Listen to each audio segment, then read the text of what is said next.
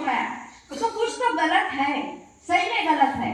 तो मैं सोचती हूँ मैं तो डॉक्टर हूँ, इतना टाइम निकाल के भी मैं ये सब कर लेती हूँ, लेकिन क्यों नहीं, तो कुछ तो भी गलत हो रहा है। तो गलत ये हो रहा था कि हमारे बाबा ने सेवा बोली है, सेवा। तो मैं सेवा का मतलब एक दशांश निकालो, ये मेरे समझ में नहीं आया। मैं जो भी कमाती मैं डॉक्टर साहब के पास दे देती, और उनके हाथ थोड़े ढीले हैं, वो दे देते इधर उधर, लेकिन मैंने खुद ऐसा मैं कुछ करती हूँ। मैं मानवता को मानवता की तरह यूज करती हूँ मैं डॉक्टर होने से, लेकिन मैंने दशांश नहीं निकाला। इसलिए मुझे ऐसा लगा कि किसी ने मुझे ये नई बीमारी ने अभी पकड़ा है। मेरे पूरे शरीर से गर्म भाप निकलती है, नींद नहीं आती है, मैं बहुत परेशान हूँ। तो मैं अब इधर से जाके मैंने ठान लिया है मैं एक दशांश निकालूंगी। और बाबा ने उनको पूजा बोले तो सेवा बोला है, तो हम एक इंसान में भगवान देखते हैं, और हम एक उनकी हम सेवा करने में ही हम भगवान सोच के मैंने दशांश नहीं निकाला। और एक छोटी सी बात बताती हूँ, आपका टाइम ले रही हूँ। भगवान हर एक चीज में भगवान। मेरे घर में एक बुढ़ी आई, वो जो बीमार थी, उसको उसके घर के लोग कुछ उसको संभाल नहीं रहे थे, और वो कुष्ठ रोगी थी, लेकिन उसने मुझे नहीं बताया, वो परेशान थी। वो शेगांव के गजानन महाराज के पास वहाँ गई थी, जैसे अपने कुछ कपड़े वगैरह लेके, 75 ईयर्स ओल्ड, तो उसको वहाँ नहीं रखाया। तो वो बेचारी अपनी सब बर्तन वगैरह करती थी, तो कोई किसके घर में काम नहीं, सबने छुड़वा दिया।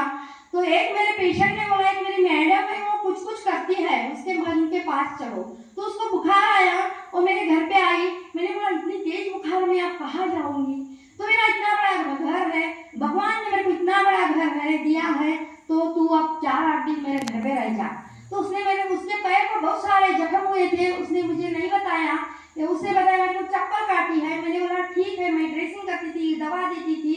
उस टाइम मेरे घर में 2 पेशेंट थे, मेरी सास एक रूम में थी और मेरी माँ एक रूम में थी। सास को उठाना पड़ता था, संडास निकालनी पड़ती थी, और माँ हार्ट की पेशेंट थी कि जिसको 5 इंजेक्शन लेके ऑक्सीजन सब लगाना पड़ता था। मैं घर में अकेली थी, 2 बच्चे पुणे और बॉम्बे थे, डॉक्टर साहब बाहर जॉब पे थे, लेकिन मुझे इसमें कोई डर नहीं लगता था। मैंने वो आजी को भी रख लिया।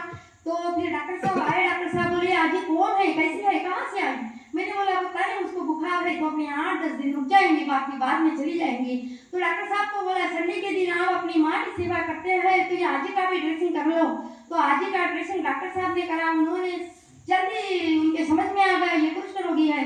उन्होंने उसको आजी को पूछा कि ये आपने कहाँ दवा ली? आजी ने बताया वो कोठारा हॉस्पिटल बहुत बड़ा है, वहां से ली, लेकिन उसने पूरी दवा नहीं करी, छोड़ दी।